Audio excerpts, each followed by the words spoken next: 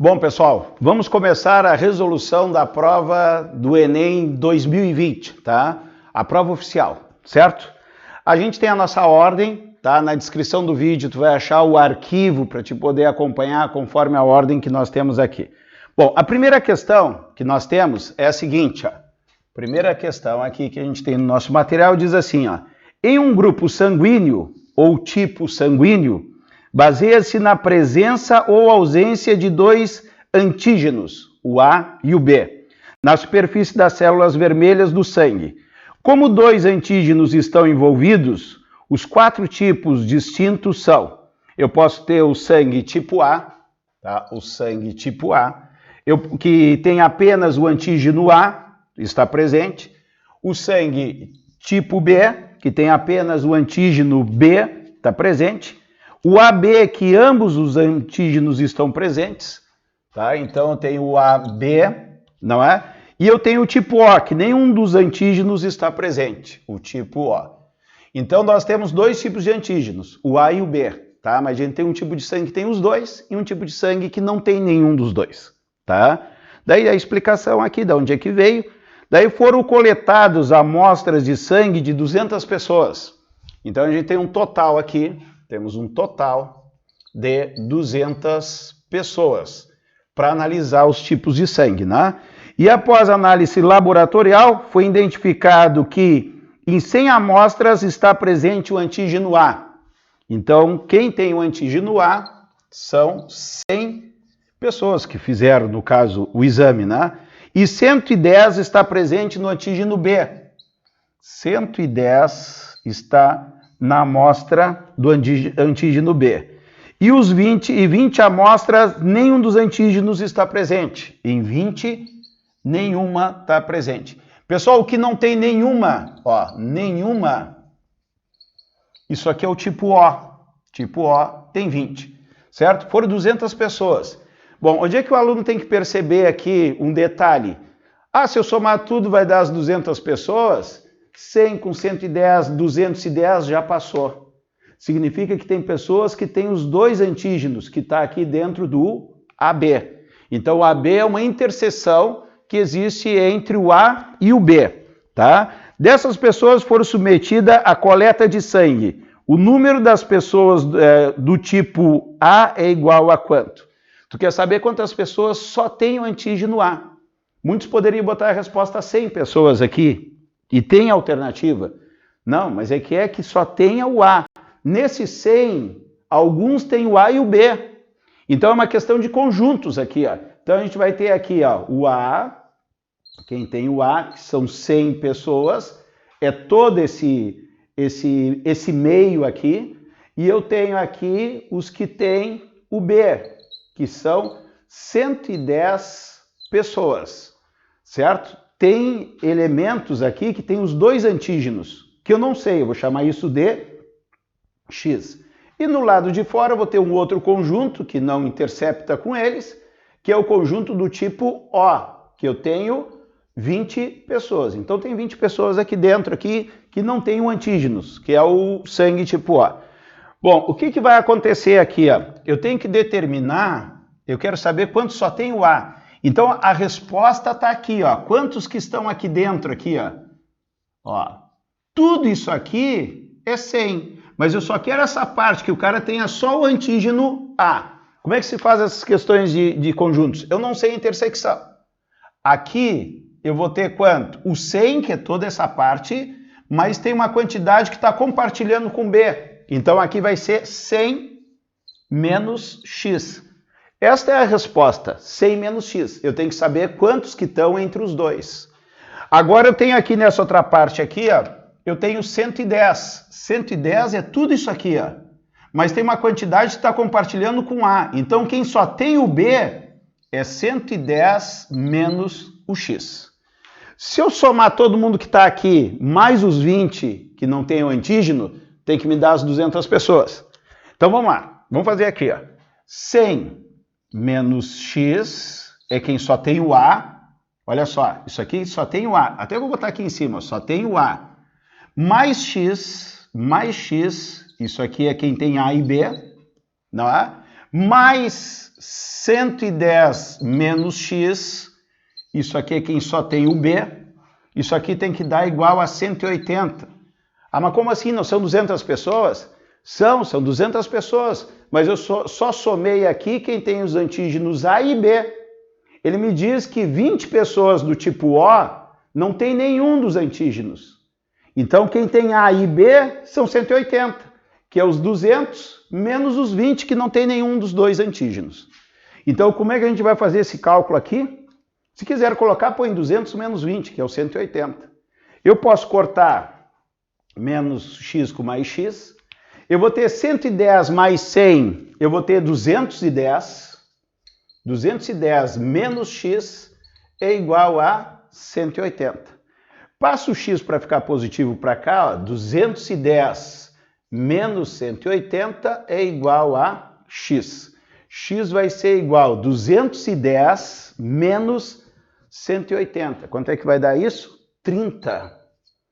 30 é a intersecção, certo? 30 é a intersecção. Pessoal, tem um esqueminha aqui que tu poderia ter feito, ó. Ah, são 200 pessoas, são 200 pessoas. 100 mais 110 mais 20, isso aqui vai me dar quanto? 0, 3, 230. Opa! Deu mais pessoas do que tem? Não, é porque 30 está compartilhando entre dois conjuntos ali. Então, olha só, de 200 para 230, eu tenho 30 que está compartilhando o antígeno A e o antígeno B. Evitaria, se o cara fizesse isso aqui, evitaria todo esse cálculo aqui. Mas eu acho importante a gente fazer o cálculo para mostrar como é que é a questão matemática, né? Mas com a prática a gente vê aqui, opa, não fechou 100%. Se fechasse 200, eles não teriam intersecção entre eles, né? Seria tudo conjuntos separados, daí teria que fechar o 100%. Deu mais de 100% porque tem gente compartilhando os dois antígenos ali. Bom, a resposta é 30? Não. A pergunta, ó, prestar atenção na pergunta. Diz assim, ó, dessas pessoas que foram submetidas à coleta de sangue, o número das que possui o antígeno A é igual a quanto? Quem que tem só o A? Pessoal, quem tem só o A é isso aqui, ó, essa parte aqui, ó. Ó, vou pintar de novo aqui, esta parte aqui que só tem o A. Na realidade, quem só tem o A vai ser 100 menos x. Quem só tem o A vai ser 100 menos x. Como o x é 30, quem só tem um A vai ser 100 menos 30. Isto vai me dar 70, tá? Bom, 70, temos como resposta a letra C. Então essa é a primeira questão aí, uma questão sobre conjuntos, tá? No nosso material. Vamos para a segunda. Alguma dúvida? Alguém quer perguntar alguma coisa? Pode ficar à vontade aí, tá? Isso é uma aula normal como a outra qualquer, né? Você pode participar, tá? Se alguém ficou em dúvida, por que deu os 30 ali a mais na soma? Pode perguntar, tá? Eu vou tentar ser o mais claro nas explicações, mas às vezes acontece o cara não entender, você pode perguntar sem problema nenhum. Vamos para 2? Não falaram nada, eu estou seguindo. Vamos para a questão número 2. Diz assim, ó, um hotel de 3 andares estão sendo construídos. Cada andar tem 100 quartos. Pessoal, são 3 andares. Então eu tenho um hotel lá com 3 andares. Cada um tem 100 quartos.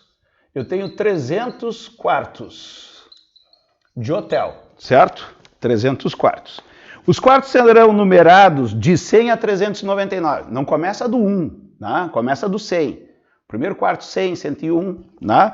Como são 300 quartos? Começa do 100, vai até quase 400, 399, né? Então eles vão ser numerados, vou botar aqui, numerados de 100 a 399, certo?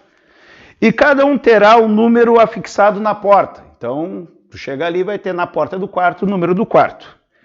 Cada número será composto por peças individuais. Então, quando eu pegar lá o quarto lá, por exemplo, 252, vai ter 3 pecinhas lá, o 2, o 5 e o 3, por exemplo. Quarto 253, vai ter 3 plaquinhas, né?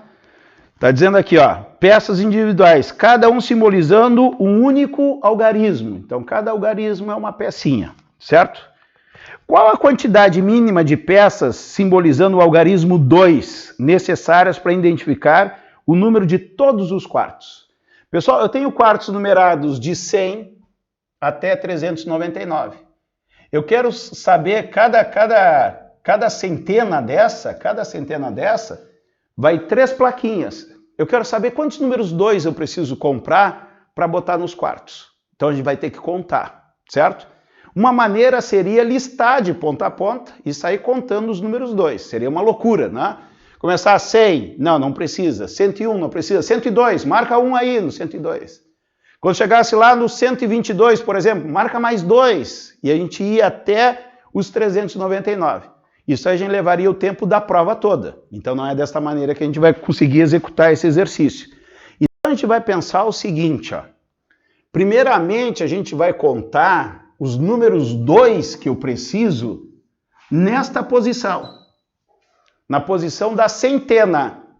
Eu tenho a posição da centena, eu tenho da dezena e tenho da unidade. Vou contar todos que eu preciso na centena. Então observe o seguinte aqui, ó.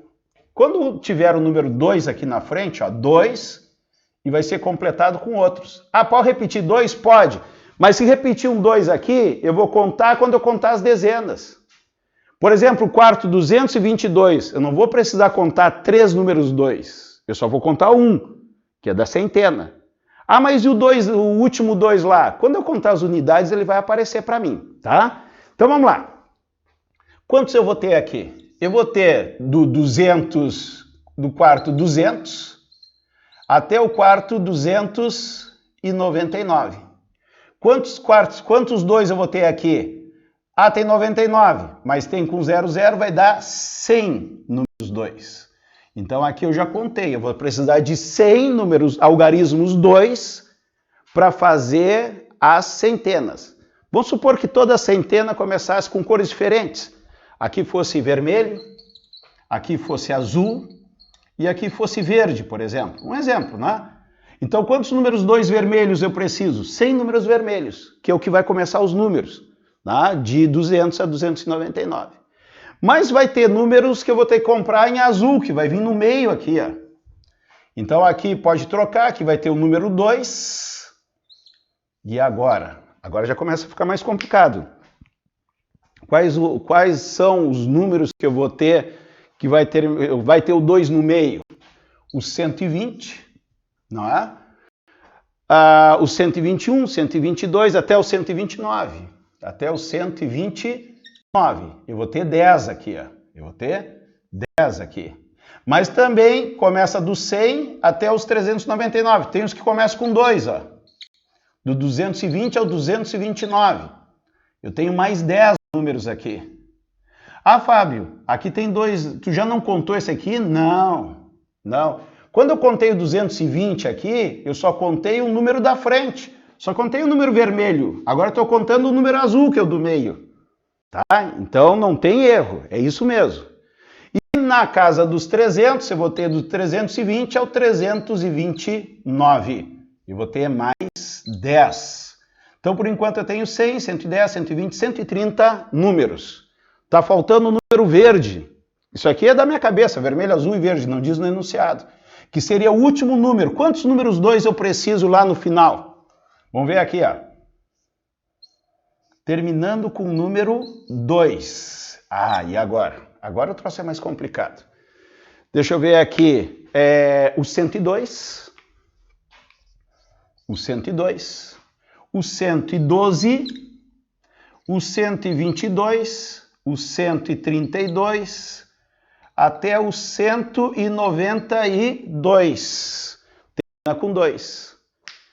Mas na casa dos 200, tem o 202, o 212, o 222, 232, até o 292. E na casa dos 300, que vai até 399, tem o 302, tem o 312, 322, 332, até o 392. Pessoal, daqui até aqui tem quantos números? Vamos ver. É só olhar o número anterior, de 0 até 9, são 10. Ó, olha a dezena, de 0 até 9. Todos terminam em 2. Aqui eu vou ter 10 números. Consequentemente, começando com 2, eu vou ter outros 10 números que vai terminar em 2. Seria lá, eu vou comprar um númerozinho verde.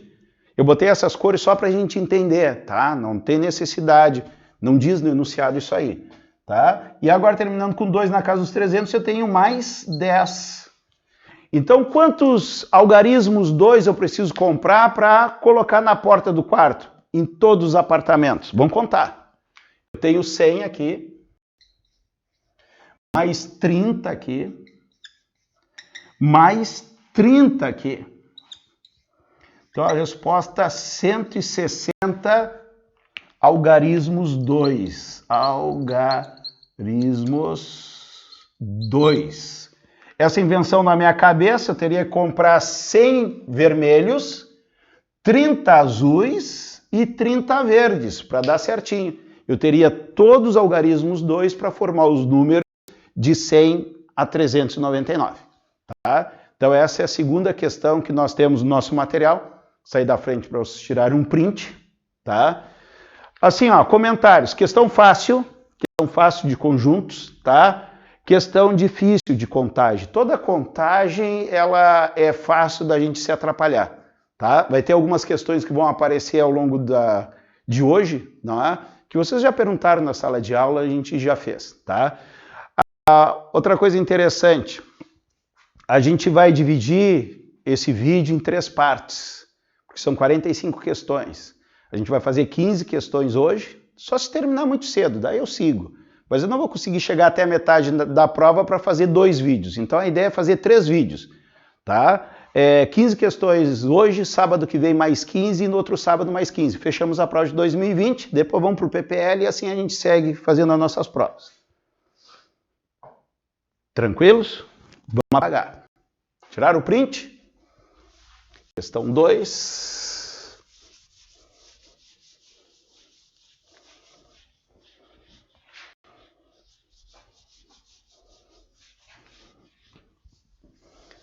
Os comentários que a gente faz na prova de física que é os mesmos, tá? Então, uma questão fácil e uma questão difícil por enquanto. A gente vai comentando.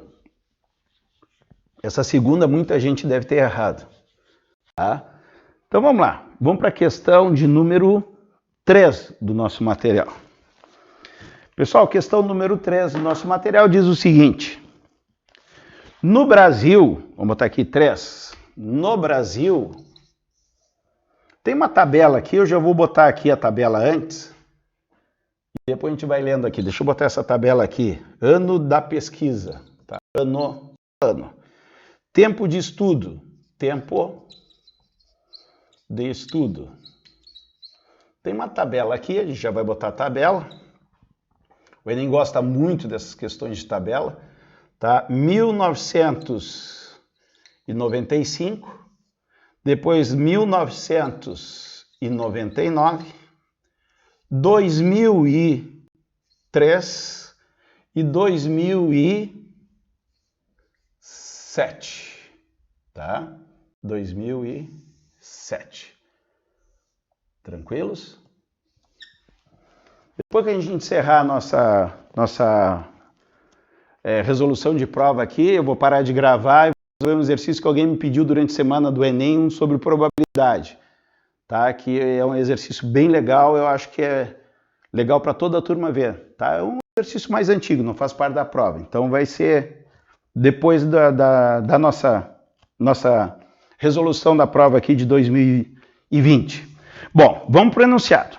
No Brasil, o tempo necessário para um estudante realizar sua formação até a diplomação em um curso superior, considera-se 9 anos do ensino fundamental. Vamos botar aqui. 9 anos no fundamental. Certo? 3 anos no médio. 3 anos no médio. Fábio. Oi. Tu não mandou o arquivo da prova no grupo, pode mandar? Bah, agora não tem como, senão eu vou parar a gravação, tá? Tá, mas eu vou botar na descrição do vídeo depois, tá bem? Tá bem. Tá. 4 anos na graduação. 4 anos na graduação. Que é de 16 anos. Somando isso dá 16. Vamos ver. 9 com 3 vai dar 12. 12 com 4 dá 16. 16 anos o total da formação. O cara vai estudar 16 anos para ter um curso superior, segundo o enunciado. No entanto, a realidade dos brasileiros mostra que o tempo médio de estudo das pessoas acima de 14 anos, tá? Então aqui a tabela, ó, tempo médio de estudo, então assim, estudo para pessoas maiores do que 14 anos, esta tabela aqui, tá? Estudo para pessoas maiores de 14 anos é muito pequeno, conforme apresentado na tabela.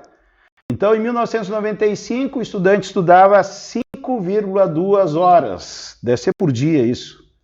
5,8 horas. 6 é estudo em anos. 6,4. E aqui 7. Na realidade, eu não entendi. É anos. Ah, quantidade de anos de estudo. Em anos, isso aí. É média, né?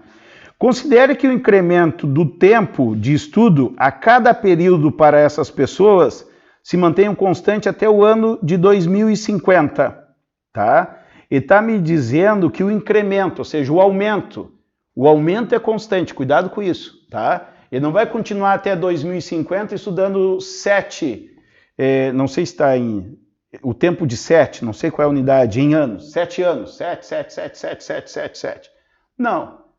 O aumento é o mesmo, então eu vou ter que procurar o aumento de um ano para o outro. Quanto que está aumentando aqui, ó? Pessoal, de 5,2 para 5,8, de 5,8 para 6,4, de 6,4 para 7. Qual é o aumento aqui? 5,2 para 5,8 dá 0,6. 5,8 para 6,4 dá 2 com 4, 0,6. Ó, está se repetindo. E aqui 0,6 também. Pessoal, eu estou somando sempre o mesmo valor. Então já vem a ideia de PA aqui. Eu vou botar um balãozinho aqui, ó. Já passa na cabeça do aluno. Ó, eu estou somando e o aumento é sempre o mesmo. Provavelmente é uma questão de PA, tá? Deixa eu ver aqui. Daí diz assim, ó, incremento do tempo de estudo a cada período para essas pessoas se mantenha constante até o ano de 2050. Então isso aqui vai seguir lá, vou botar lá adiante, 2050, eu vou ir aumentando 0,6, 0,6, 0,6, 0,6, 0,6, e assim por diante. Bom, e que pretende chegar a 70% do tempo necessário à obtenção do curso superior dado anteriormente. Bom, o que acontece? São 16 anos de estudo. Esse aumento vai ser, vamos dizer assim, constante, até chegar a 70% do tempo necessário do curso superior dado anteriormente. Então, até chegar em 70% disso aqui, ó, 70%.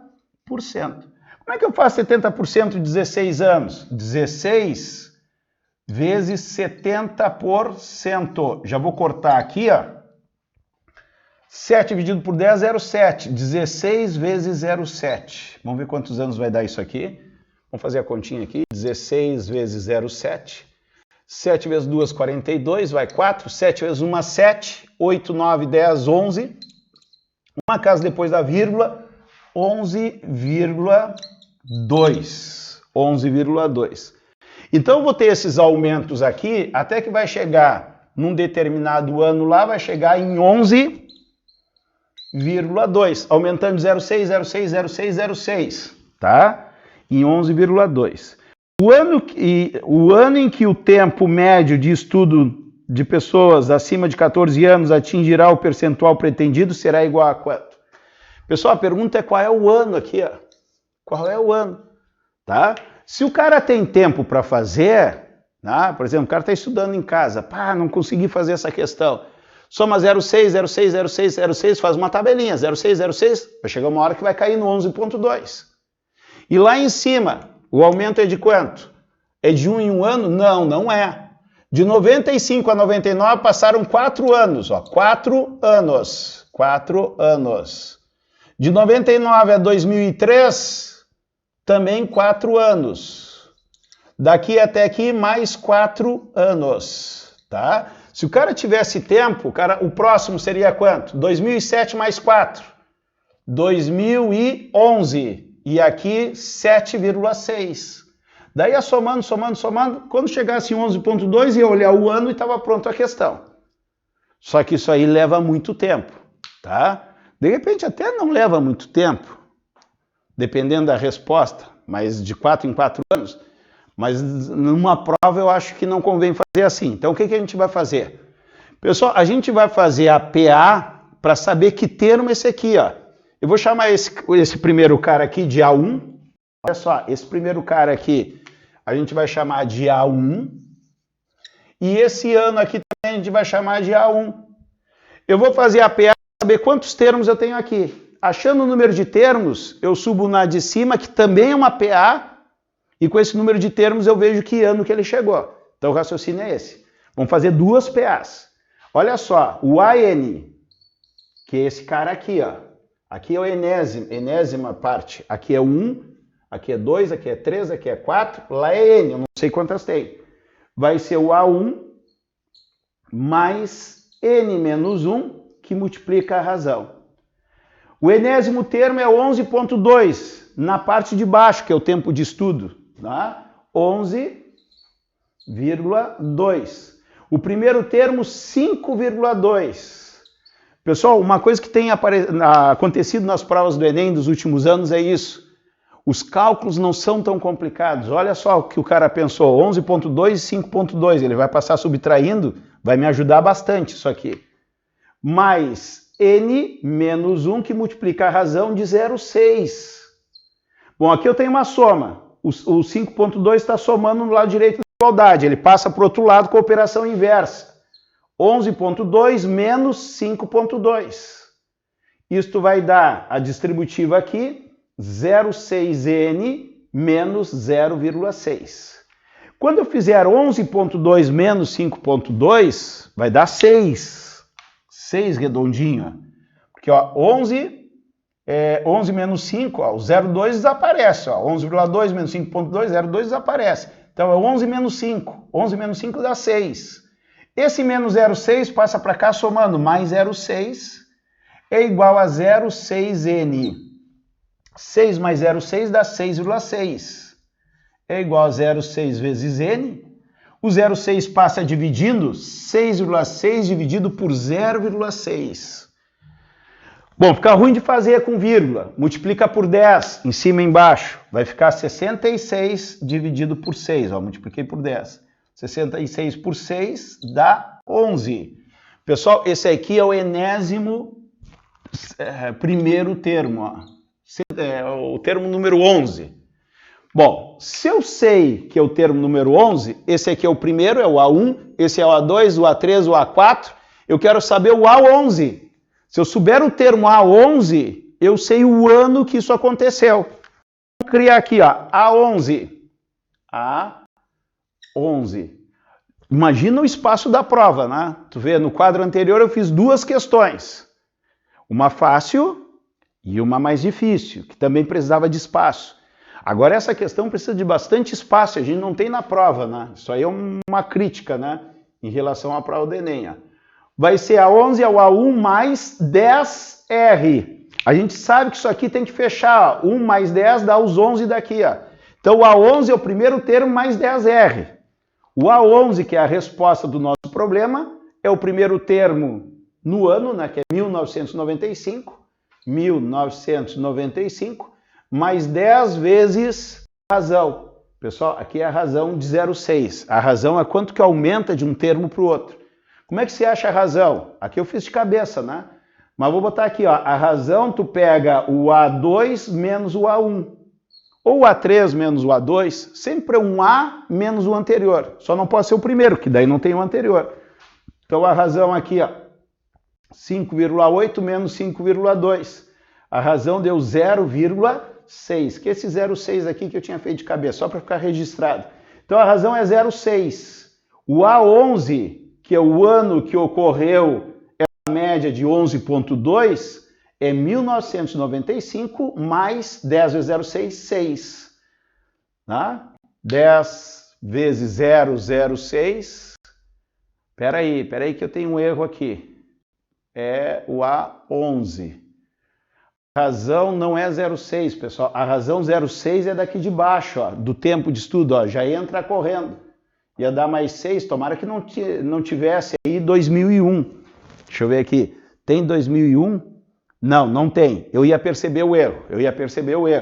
Tá? A razão no de cima é de 4 em 4 anos. Ó, a nova razão aqui é 1999, ó, o A2 menos o A1, menos 1995, dá 4. A razão é o A2 menos o A1. Ó. O cara se distrai, fácil de errar. Então é a razão do ano lá de cima, é 4. Então vai dar mais 10 vezes 4, 40. O A11 vai dar 5, 9 com 4 dá 3, vai 1, 19 com 1 dá 20. 2035. Então no ano de 2035 vai chegar na média de 11,2. Aí os 2050 enunciado, ele está dizendo que até 2050 esse aumento vai ser de 0,6, então continuaria daqui mais 0,6, mais 0,6, mais 0,6 até chegar no ano de 2050. Mas a resposta está aqui, é o ano de 2035, a resposta que vai fechar com gabarito aqui é a resposta de letra D de Dinamarca. Resposta D de Dinamarca. Tá bem? Agora vou deixar vocês tirar um print que ocupamos o quadro todo, né? Tá, ocupamos todo o quadro. Questão trabalhosa, tá? Questão trabalhosa, questão de falta de espaço. Essa é a parte negativa da questão. Parte positiva da questão, não teve cálculos que não desse para fazer com facilidade, que dava para fazer sem calculadora. Tá? As provas mais antigas que a gente estava fazendo, a gente percebia que era um monte de conta, a gente perdia muito tempo fazendo conta e até agora a gente não perdeu tempo nenhum, por enquanto, né? Com números muito ruins de fazer cálculo. Tá? Então, a prova boa em termos de cálculo. Tá? Tiraram o print, apagamos. Questão 3, vamos para a questão de número 4.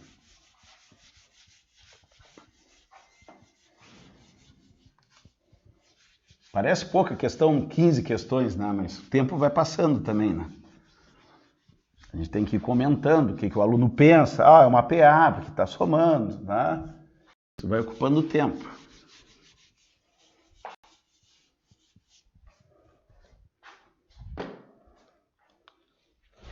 Questão número 4. Questão de número 4. Um administrador resolve estudar o lucro de sua empresa e, para isso, traça gráficos da receita e do custo de produção de seus itens em real, em função da quantidade dos itens produzidos. Tá? Então, ele tem um gráfico aqui. O Enem adora gráficos, né? Então, vamos botar aqui, ó, em reais, tá? E aqui nós temos aqui a quantidade de itens produzidos. Quantidade produzida. Tá? Então, acho que é uma indústria, né? O lucro da empresa. A empresa produz um produto lá e conforme vai as quantidades, vai ter receita e custo. Tem um custo para fazer isso aí. Então, o gráfico aqui do custo é um gráfico assim, ó. É um gráfico assim, custo. Certo? E o da receita seria um gráfico mais ou menos assim, ó. Sai do mesmo ponto aqui, passa aqui, ele sobe. Receita. Receita. Certo? Tranquilos? Então, o esboço do gráfico é isso aí, né? Tá? Por que todo mundo resolve a prova lá com a questão original, com uma mesinha digitalizadora? Porque ele vai rabiscar em cima do gráfico original. Aqui eu só faço o esboço. Mas o esboço é o que tem que te passar na cabeça, o que tu tem que enxergar. Tá? Não precisa enxergar todos os detalhes. Tá? Enxergar o essencial para resolver a questão, porque tem que ser rápido. Então diz assim, ó, o lucro é determinado pela diferença de receita menos custo. É lógico, né? Eu quero saber quanto é que eu lucrei. É todo o valor de dinheiro que entrou das vendas? Não, porque eu tenho despesas, eu tenho que descontar as despesas. O que sobrar é o lucro, né? Então a gente sabe que lucro, olha só, nós sabemos que lucro é a receita menos o custo. E eu posso fazer isso graficamente, pegar um gráfico e descontar do outro. Daí eu vou ter um novo gráfico que seria do lucro. O gráfico que representa o lucro, é isso que está pedindo dessa empresa em função da quantidade de itens produzidos, é uma questão para ser feita rápida, tá? Se tu tiver paciência em casa, tu quiser achar esse gráfico exatamente como tem que ser, tu pega em cada ponto aqui, ó, do gráfico, ó, por exemplo, quando eu fizer 5 quantidades, daí o que vai acontecer aqui? Os dois dá R$5, 5 menos 5 dá 0. Eu estou fazendo a receita menos o custo, eu tenho 0 de lucro. Então, nas 5 quantidades tem que sair do 0. 5 quantidades tem que sair do 0. Todos eles saem do 0 no 5. O E não. Aí eu já eliminaria aqui, ó. Tá? Então, o que eu faço aqui, ó? Isso aqui acontece, ó, em 5 quantidades, dá R$5. A receita é 5, menos o custo de 5, o lucro vai ser 0. Então, o meu gráfico aqui do lucro, vou botar L aqui, o gráfico do lucro pelas quantidades produzidas, quando eu tenho 5 unidades, eu já sei que o lucro é 0. Por quê? Porque em 5 unidades, a receita e o custo são iguais, o lucro vai ser 0. Então, se eu tivesse tempo, eu iria fazer ponto a ponto e depois ia traçar o gráfico. Isso é muito bonito para aprender, mas numa prova não é isso. Numa prova tem que ser rápido. Então, o que vai acontecer aqui? Ó? Nesta função lucro, o lucro vai ser positivo, vai estar acima do 0. Aqui é lucro 0. Mas posso ter lucro negativo? Sim, a gente chama de prejuízo. Lucro negativo posso ter. Então, quando a receita for maior do que o custo, que é daqui para cá, ó, olha só, daqui para cá a receita é maior do que o custo, aqui eu tenho lucro positivo, certo? Só que de 5 até esse ponto aqui, vamos ver que ponto é esse, é 15, até 15 unidades, nesta faixa aqui eu estou tendo prejuízo, porque o custo é maior do que a receita. É como se eu gastasse para fazer uma peça R$8 e eu estou vendendo a 5. Eu estou tendo prejuízo de 3. Então aqui eu tenho prejuízo. Tá? Prejuízo é lucro negativo. Então o meu gráfico vai ter que passar por uma parte negativa de 5 até 15. Não sei como é que é o gráfico aqui. E de 15 até os 30, vai até os 30, eu tenho que ter alguma coisa no lado positivo. E daí, o cara que fez essa questão, ele pensou nisso. Só tem uma hipótese, que de 5 a 15, eu tenho lucro negativo. Ó. Então aí eu já consigo eliminar. A B é muito errada, totalmente invertida, né? Então a resposta é letra A. A letra A é a única que eu tenho lucro negativo de 5 até 15, e passando dos 15 o meu lucro é positivo. Por que daqui em diante o lucro é positivo? Ele é positivo porque o lucro é maior do que o custo. Quando o custo é maior do que o lucro, eu tenho prejuízo. O meu lucro seria um valor negativo. Então, uma questão assim, se o cara consegue ler o gráfico, é uma questão muito fácil. No TRI vai aparecer essa questão como muito fácil? Não, porque quando é gráfico o pessoal se atrapalha. Mesmo sendo fácil, vai ter muita quantidade de erro, tá? Não é um Enem só para alunos de medicina, é um Enem para todos os cursos. Então tem alunos com muita dificuldade lá, que eles vão olhar assim, não é gráfico, eu vou pular, eu vou chutar E. Pô, a E é a pior de todas aqui. Então acho que o TRI considera que não é uma questão fácil, né? Mas para quem estudou e tem uma leitura de gráfico legal, é uma questão bem tranquila.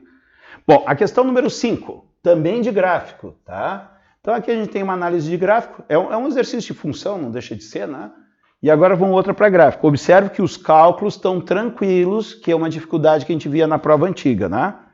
Temos aqui um gráfico também, fazer o esboço dele aqui. o gráfico decibel, e parece física, decibel, e aqui horas. E eu tenho um gráfico mais ou menos assim. Vai. Quantas vezes foi? 1, 2, 3, 4, 5. 1, 2, 3, 4, 5. E eu tenho um limite aqui, corta todos aqui, ó, mais ou menos aqui, ó. Aqui eu tenho 55 decibéis, tá? Então vamos ver. O que diz a questão? A exposição, olha só, a exposição a barulhos excessivos, como os que percebemos em geral em trânsito intenso, causa noturnas e espetáculos musicais, em casas noturnas, espetáculos musicais, podem provocar insônia, estresse, infarto, perda de audição, entre outras enfermidades. De acordo com a Organização Mundial da Saúde, todo e qualquer som que ultrapassar os 55 decibéis, né? Tem um erro aqui, né? É decibéis na realidade, decibéis, na linguagem técnica não flexiona o IS, o L, né, no plural, unidade de intensidade do som, já pode ser considerado nocivo para a saúde. Então, passou de 55, já pode te dar algum desses problemas aqui, insônia, até infarto, até me assustei nisso aqui. Mas eu durmo só em lugar silencioso. O gráfico foi elaborado a partir da medição de ruído produzido durante um dia em um canteiro de obra. Nesse dia, durante quantas horas o ruído esteve acima de 55 decibéis? Então a pergunta é quantas horas esse pessoal teve com nível acima, vou botar nível sonoro, vou botar um N aqui, tá? Não é intensidade, como eles falam, tá? Lá na física a gente vê intensidade, isso aqui é nível sonoro, superior a 55 decibéis, tá? Bom, aqui, acima, ó, o gráfico está dizendo aqui, acima eu tenho aqui e aqui. 2, 4, 5. Pessoal, tem a alternativa 5, tá? E não é a alternativa correta. Porque ele não está perguntando quantas vezes os operários estiveram acima do nível de 55 decibéis. Eles estiveram 5 vezes acima. A pergunta é quantas horas? Quantas horas? São 5 vezes que eles ficam sujeitos ao nível sonoro acima de 55. 5 vezes. A primeira dá quanto? Olha só, o gráfico embaixo está de hora em hora. Pessoal, o gráfico aqui está subdividido de hora em hora. Então aqui eu tenho 3 horas. Nesse primeiro aqui, ó, olha lá no gráfico de vocês a divisão. Eu tenho 3 horas. Depois eu tenho mais 3 horas aqui, ó. Mais 3 horas. Esse espaço aqui, ó. Esse espaço aqui é 3 horas. Esse espaço aqui é 3 horas. O próximo, 3 horas também. O próximo, 1 hora só. Esse pedacinho pequenininho aqui é 1 hora só. E por último, eu tenho 1, 2, 3 horas também. Então, quantas horas foram no total? Vamos somar aqui. 3 horas, mais 3 horas, mais 3 horas, mais 1 hora, mais 3 horas. 3 com 3, 6, com 3, 9, com 3, 12, mais 1, 13 horas. 13 horas os operários estiveram acima, porque o eixo X é de horas, não é a quantidade de vezes. Se a pergunta fosse quantas vezes superou o nível de 55, seria 5 vezes, mas é o número de horas. Cada vez que ele supera, tu tem que olhar na escala do X ali e ver quantas horas se passaram. Então, a alternativa letra E de Espanha, tá? Questão fácil, mais fácil do que essa aqui, tá? Mas no mesmo nível. Sendo o gráfico, muita gente erra, mas é uma questão, para quem estudou, é uma questão que dava para acertar tranquilo, tá? Então aí a gente tem a questão número 5. Tirem um print.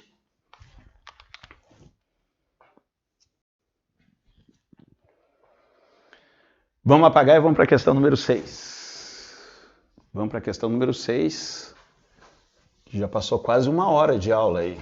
Passa rápido.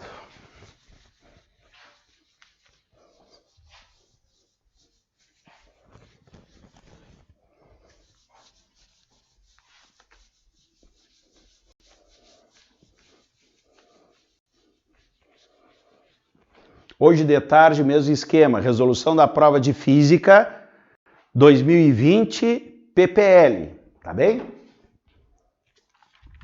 A de física vamos matar toda ela de tarde. Vamos lá para a questão número 6. Pessoal, questão número 6 diz o seguinte: enquanto um ser está vivo, a quantidade de carbono 14 nele existente não se altera. Então, todo ser vivo ele tem o carbono 14. E quando a gente morre, o carbono 14 começa a se decompor. A gente aprende isso aí lá na radioatividade, nas aulas de física, nas aulas de química. Tá? Então, ele começa a se desintegrar. E o tempo que leva para se desintegrar até a metade da massa é chamado período meia-vida. E quando se desintegra mais a metade, outro período meia-vida. Tá? Ele vai explicar tudo isso aqui, provavelmente. Olha só, carbono 14 nele existe e não se altera. Quando ele morre, o ser vivo que está falando, essa quantidade vai diminuindo. Sabendo-se que o meia-vida do carbono 14, então olha lá, carbono 14, o período meia-vida é de 5.730 anos. Então, se eu achar um fóssil, né, e eu tenho 3 períodos meia-vida, eu sei que aquele dinossauro, aquele ser vivo, viveu há mais de 15 anos, né, praticamente quase 18 mil anos atrás, porque se passaram 3 períodos meia-vida. Então isso serve para identificar a época que um fóssil, né, viveu, no caso. Tá? Daí temos assim, 7.530 anos haverá a metade do carbono 14. Tá? Então é o período meia-vida que a gente chama, que existia quando ele estava vivo. Assim, cientistas e arqueólogos usam esta seguinte fórmula para saber a idade do fóssil encontrado. Ele botou aqui, quantidade num tempo t que se passou é a quantidade inicial, 2 elevado na t sobre 5.730, em que o t é o tempo. Medido em anos, QT é a quantidade de carbono 14 medida no instante que tu quer, né? E o Q0 é a quantidade de carbono 14 no ser vivo correspondente.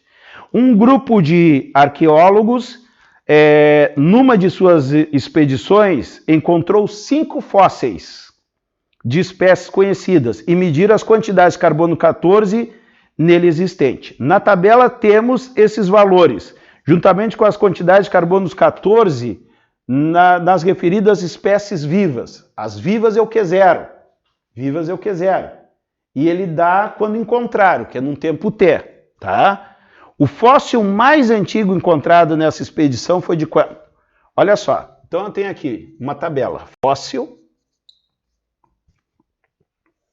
A quantidade de carbono 14 inicial, quando ele está vivo, o fóssil 1 quando estava vivo, era 128. Quando foi encontrado, vamos chamar assim de QT, quando encontraram ele estava com 32. O próximo aqui, o 2, 3, 4, foram 5, né? Aqui eu tenho 256, 8. Depois nós temos 512 e 64.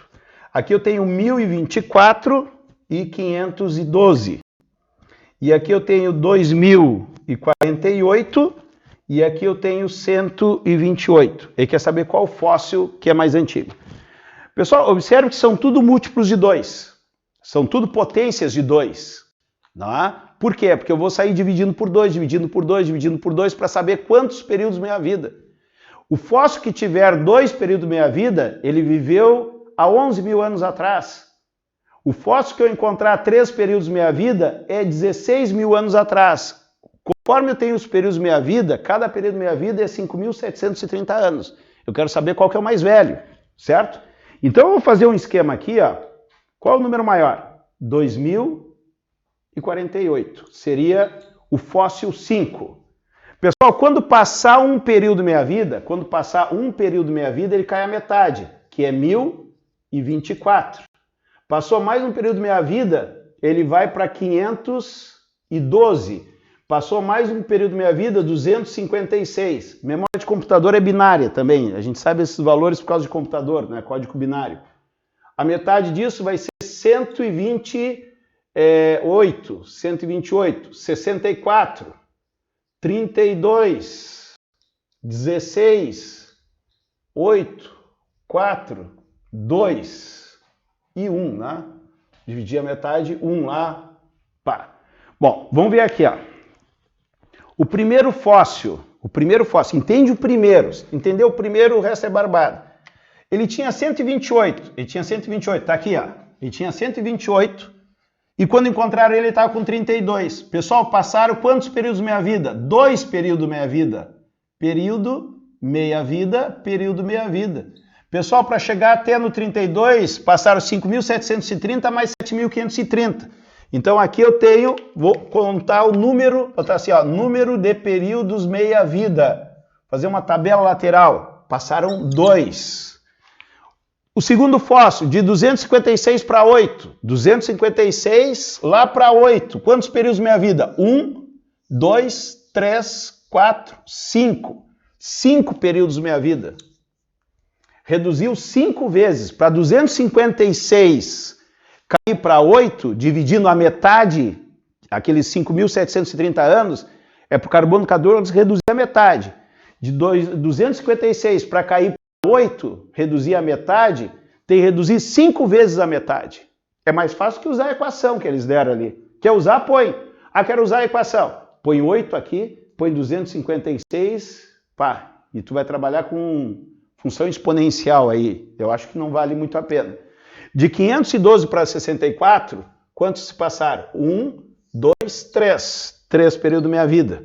De 1024 para 512, 1024 para 512, ó, só 1 meia-vida. Esse fóssil aqui foi encontrado há 1.730 anos, 1 período meia-vida, certo? O último aqui, 2048 para 128. Pô, bastante, ó. 1, 2, 3, 4. 4 períodos meia-vida. Pessoal, qual é o fóssil mais antigo? É aquele que foi encontrado passado o maior período meia-vida. Porque cada período meia-vida é 5.700 anos. Esse aqui é o mais antigo. Ó, esse aqui é o mais antigo. Então a resposta é o fóssil número 2. Tu quer saber que idade ele tinha?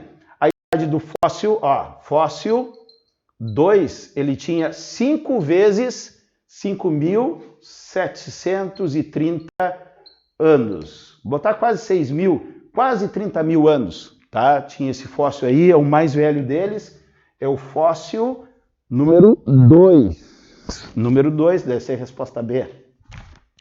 Fóssil número 2, a resposta é B de Brasil. Tudo bem? Bom, enchemos o quadro de novo, mas eu vou tentar botar a 7 aqui, tá? Eu vou fazer ela baixa aqui, ó. A questão de número 7. Alguém ficou em dúvida aqui no período meia-vida? Parece questão de química, né? Tá? Poderia facilmente aparecer lá na prova de química. Se fosse ciências da natureza, a gente não saberia né, de que matéria que é. Mas está na prova de matemática. A prova de matemática ela é isolada, né, das outras matérias. É só ela, então não tem como suspeitar que é outra coisa. Tem um desenho aqui, já vamos fazendo aqui. Ó, tem um quadrado aqui. E daí segue os quadrados diminuindo aqui. Segue os quadrados diminuindo aqui. Não sei quantos tem. Até aqui tá bom. Mais ou menos isso aqui. Tem uma diagonal em todos. E uma perpendicular aqui. O desenho é esse, tá? Bom.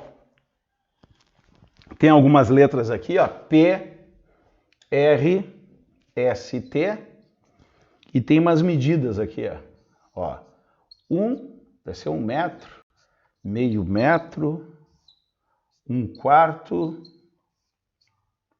e assim vai. Bom, o que diz aqui, ó? O artista gráfico holandês, daí vem o nome do cara, criou belíssimas obras nas quais as imagens se repetiam, com diferentes tamanhos, induzindo-o aos raciocínios de repetição infinita das imagens.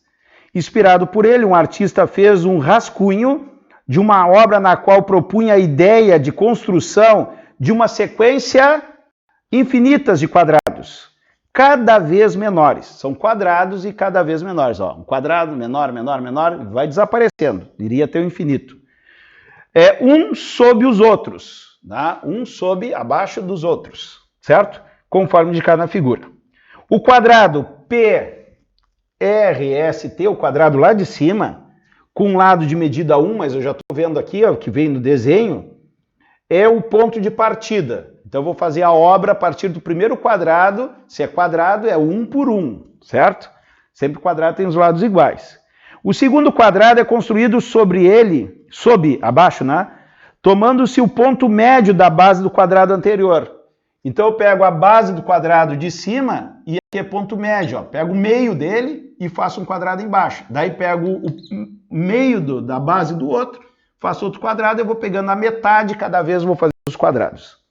Tá? Criando novos quadrados, cujo lado corresponde à metade dessa base.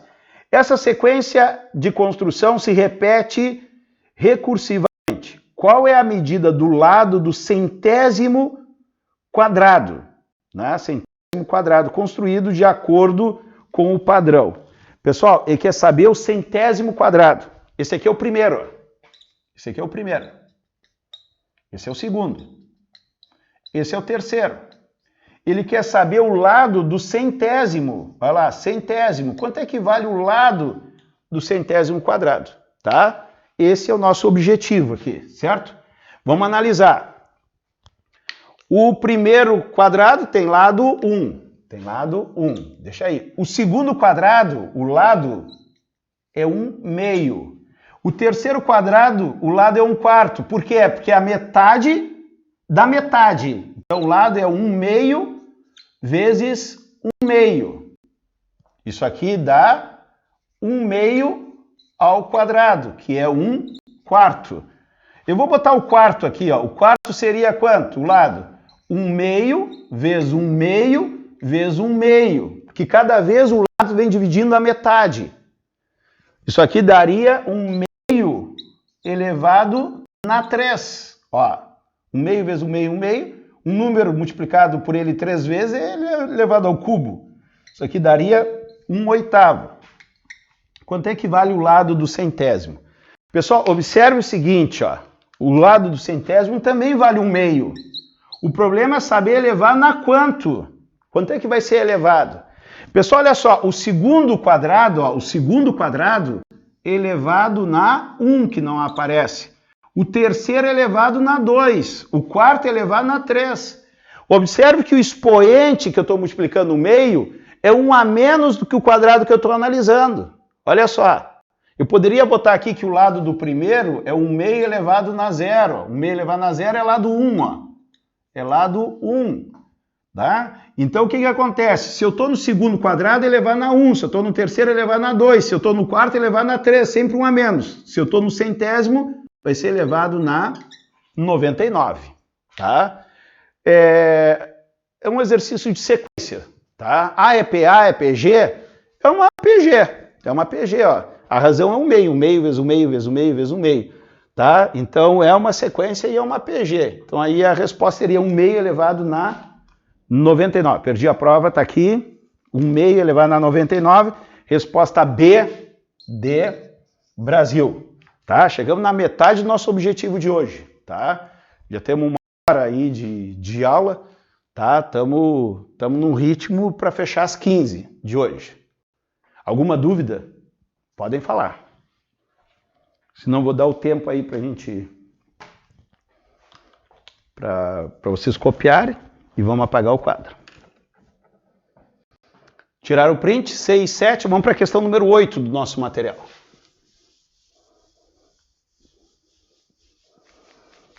Tá, o material vai estar na descrição do vídeo, tá? Logo abaixo aí vocês vão ter o material aí para depois ver a sequência que o programa nos largou, né?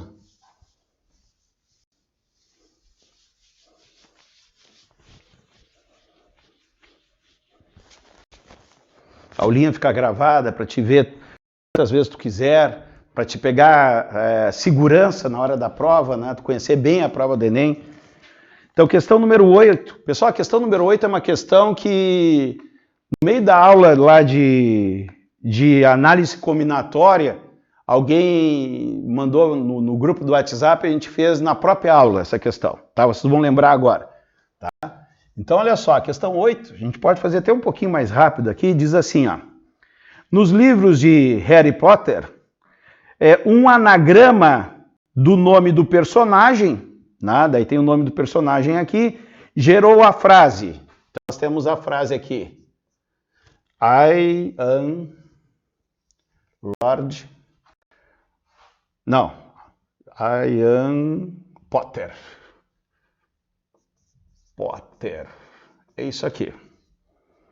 De tal forma que as vogais e consoantes aparecem sempre intercaladas. Tá? O que é intercalada? Não pode ter duas vogais, uma no lado da outra, nem duas consoantes no lado da outra.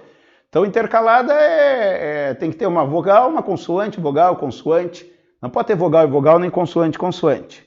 E sem considerar o espaçamento entre as letras. Nessas condições, o número de anagramas formado é dado por quanto?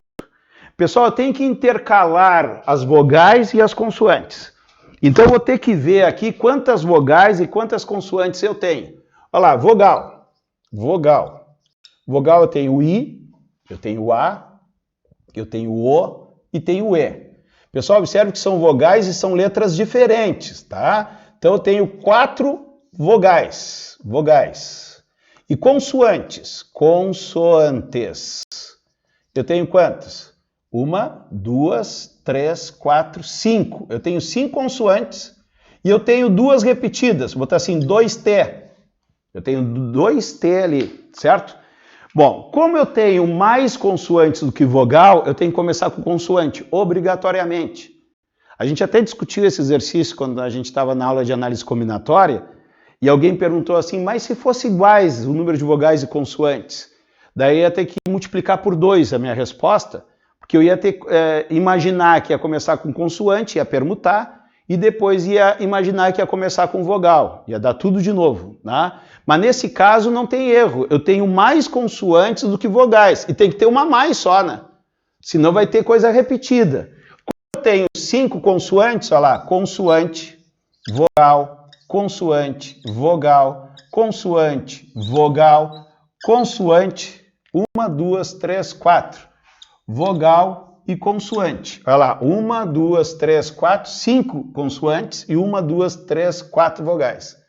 Então aqui eles fizeram esse esquema aqui, ó. Aqui tá 2 vogais, não pode, né? Mas embaralhando tudo isso aqui, eu vou botar aqui I, M, A, P, O, T, E. Opa, deu coisa errada aqui, ó. Não, claro, aqui é vogal, botei errado aqui, tem que começar com consoante, ó, senão não dá certo. Vamos pegar uma consoante aqui, vamos pegar o M, que é a primeira. Ó, M, I, P, A, depois T, O, T, E, R. Isso é uma possibilidade. Uma possibilidade, é que é saber quantos anagramas eu posso fazer. Então eu vou trocar as consoantes de lugar, isso se chama permutação, e eu vou trocar também as vogais de lugar. Então eu vou ter a permutação das vogais, olha lá, vogais, vai ser permutação, quantas vogais eu tenho? Vogais eu tenho 4, permutação de 4. E vou ter que permutar as consoantes. Consoantes. As consoantes vai ser permutação de quanto? São 5 consoantes, só que tem um detalhe. Eu tenho 2 consoantes repetidas. E na aula de análise combinatória a gente viu que quando é repetidas vai dar menos. Eu vou ter que dividir pela permutação das repetidas. Então aqui seria 5 mais com 2 repetidas. E é multiplicação, porque eu vou permutar vogais e consoantes. E multiplica, aquela historinha. Aqui vai ser 4 fatorial vezes, e aqui vai ser 5 fatorial sobre 2 fatorial. Eu acho que não se resolve, eu acho que a resposta está assim, a gente já tinha feito ela, 4 fatorial vezes 5 fatorial dividido por 2, resposta E de Espanha, tá? Uma questão que a gente já tinha feito aí na sala de aula aí, que vocês já tinham perguntado, tá? Então foi mais rápida, mas é uma questão assim, dentro da análise combinatória média, média para fácil, dentro da análise combinatória. No contexto tudo, a análise combinatória sempre é uma questão mais difícil, tá? O pessoal tem bastante dificuldade de análise combinatória. Vamos para a questão número 9. Questão número 9. 3 amigos, André, Bernardo e Carlos. Tem que ver se tem tabela. Não, não tem tabela. Tem um quadrinho aqui. Deixa eu fazer esse quadrinho aqui antes de ler.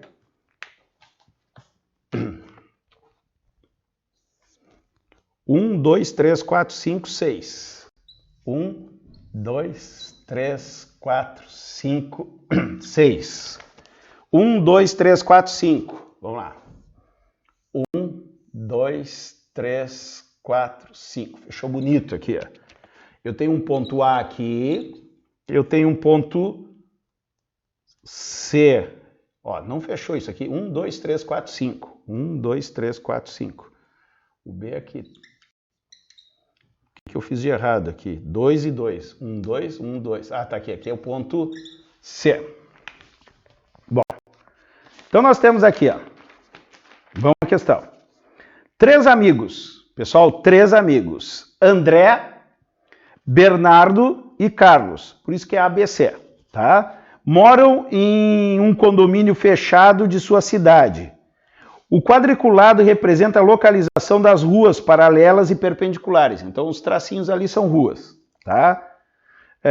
Delimitando quadras de mesmo tamanho nesse condomínio, em que nos pontos A, B e C estão localizadas as casas de André, Bernardo e Carlos, respectivamente. Vamos lá. André deseja deslocar-se até a casa de Bernardo. Pessoal, então o André, vamos anotar aqui, o André vai ir até a casa do Bernardo. O André vai até a casa do Bernardo. Sem passar na casa do Carlos, tá? Então ele não quer passar na casa do Carlos lá, tá? Botar assim, sem passar no Carlos, para a gente poder entender. Seguindo ao longo das ruas do condomínio, fazendo sempre deslocamento para a direita ou para cima, seguindo o esquema da figura. O número de diferentes caminhos que André poderá utilizar para realizar o deslocamento nas condições propostas vai ser o que é. Tá? Ele vai fazer sempre caminho para a direita e para cima, porque para a direita e para cima, para a direita e para cima, para ser o menor caminho possível. No momento que ele vem para a direita, para cima e vem para a esquerda, o caminho já fica mais longo. Então, sempre para a direita e para cima, quer dizer que é os menores caminhos. Isso é um clássico da análise combinatória. O fator complicante é que ele não quer que passe no ponto C. Como é que eu vou fazer isso? Eu vou fazer o contrário. Eu vou calcular o número totais de possibilidades de caminho para ele ir de A até B e do André ir até o Bernardo, total. E nesse total, alguns caminhos vão passar por C. E depois eu vou calcular o caminho passando por C. Daí eu desconto do total. Eu vou ter todos os caminhos possíveis não passando por C. Vamos ver se vocês vão entender o cálculo aqui, ó. Tá? Eu quero o número de caminhos que vai de A até B que não passe por C. Vou dar um exemplo aqui, ó. Poderia fazer aqui, ó. Eu vou chamar de horizontal, horizontal, horizontal, vertical, vertical, vertical e horizontal. Ó. Ele fez esse caminho aqui, ó, não passou no ponto C. Esse serve, tá? Mas não serve esse caminho aqui, horizontal, horizontal, vertical, vertical, horizontal, horizontal, vertical, horizontal, porque daí ele vai passar no C. E que é todos os caminhos que não passem pelo C. Então é todos os caminhos menos passar pelo C. Vamos ver se a gente consegue fazer? Eu acho que vai dar grande. Todos os caminhos, olha lá, todos os caminhos possíveis, todos. Eu já marquei um aqui, ó, horizontal, horizontal, horizontal, vertical, vertical, vertical e horizontal. Isso é uma possibilidade. Teria outras? Teria. É só permutar esses horizontais e verticais, eu chego no ponto B. A gente fez isso na sala de aula, tem no material de aula isso aí, como clássico que é dos caminhos. Eu me lembro da Carol, né? Ficou de uma aula para outra, a Carol assim, faz um de caminho para nós. Eu acho que ela já tinha visto essa prova aqui. Eu falei para ela, não, isso aí é no nosso material, é da sala de aula, isso é clássico. Então aqui eu vou ter todos os caminhos. Tá? Outro caminho possível, ó, H, V, V, H, V, H e H, olha lá, eu tenho 4 Hs, 1, 2, 3, 4, e eu tenho 3 Vs. Então aqui seria a permutação de 2, 4, 6, 7, com 4 Hs e 3 Vs repetidos. Isso aí vai dar o número total de caminhos. Vou até calcular aqui. Ó. Isso aqui vai dar 7 fatorial sobre 4 fatorial e 3 fatorial. 7, o grande vira pequeno, o pequeno não vira grande. Então 7 eu vou decompor ele para cortar com 4 fatorial. 7 vezes 6 vezes 5 vezes 4 fatorial. Sobre 4 fatorial e o 3 é 3 vezes 2 vezes 1. 1 não conta. Mas aqui o 4 corta com 4 fatorial, 3 vezes 2, 6 corta com 6. 7 vezes 5, 35. Pessoal, a resposta é menos de 35. 35 é o total de caminhos, mas eu quero que não passe na casa do Carlos. Então tem que ser menos que 35. Eu até vou olhar as alternativas aqui. Ó, menos de 35 é 4, é 14 ou 17. Já ficaria entre 3. Agora eu vou ter que descontar o caminho passando por Carlos. Então, para o A, o André, e até a casa do Bernardo passando pelo do Carlos, aconteceria isso. Ó. O André vai até a casa do Carlos e depois vai do Carlos até a casa do Bernardo. Isso eu não quero no meu problema, eu tenho que descontar, mas eu vou ter que contar. De A até C, vamos fazer uma possibilidade aqui passando pelo C. Eu vou botar aqui, ó, vertical, vertical, horizontal, horizontal. Então isso é uma possibilidade, ó, vertical, vertical, horizontal e horizontal. E é multiplicação. E multiplica. Quando é ou, soma, tá? Não pode esquecer disso. E do C até o B eu vou botar aqui vertical, horizontal, horizontal. Ó. Vertical, horizontal, horizontal. Aqui eu trocando, permutando, eu tenho novos caminhos que vão passar pela casa do Carlos. Então vamos lá. Aqui vai dar a permutação de 4 elementos, 2V e 2H, vezes permutação, não, E. Aqui eu vou ter permutação de 3 elementos com 2 repetidos, que vai dar 4 fatorial, pessoal, 4 fatorial, com 2 fatorial e 2 fatorial, vezes, aqui vai dar 3 fatorial sobre 2 fatorial. 4 eu vou decompor em 2, 4 vezes 3 vezes 2 fatorial, dividido por 2 fatorial, e aqui é 2. Vou cortar aqui com aqui. E o 2 aqui só é 2 vezes 1. 1 não precisa aparecer, vou botar aqui. E aqui vai dar 3 vezes 2 fatorial, que eu vou cortar aqui. Tá? O que aconteceu aqui? Aqui vai dar 4 vezes 3. 4 vezes 3 dá 12. Dividido por 2 vai dar 6. 6 vezes 3 vai dar 18. Pessoal, existe 18 caminhos para o André ir até a casa do Bernardo, aqueles menores caminhos, não é? Passando pela casa do Carlos. O problema me pede qual é o total de possibilidades não passando pela casa do Carlos. O total ó, é 35, mas 18 passa pela casa do Carlos. Se eu descontar os 18, eu vou ter todos os caminhos não passando pela casa do Carlos. Então isso aqui vai me dar a resposta 35 menos 18, dá 2 para 20. 2 para 20 mais 15 dá 17 caminhos possíveis. Caminhos possíveis para o André ir até a casa do Bernardo sem passar pela casa do Carlos. Resposta 17, qual é o exercício que a gente está fazendo? Resposta C, de Canadá. Então aí a gente tem a questão número 8 e a questão número 9, ambas de análise combinatória, um assunto que a gente viu agora há pouco, tá? Tirem print.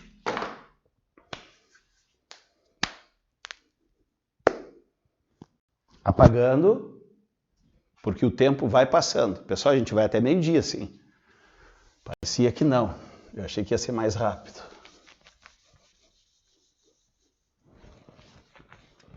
Prova de física agora de tarde, tá? 2020 PPL.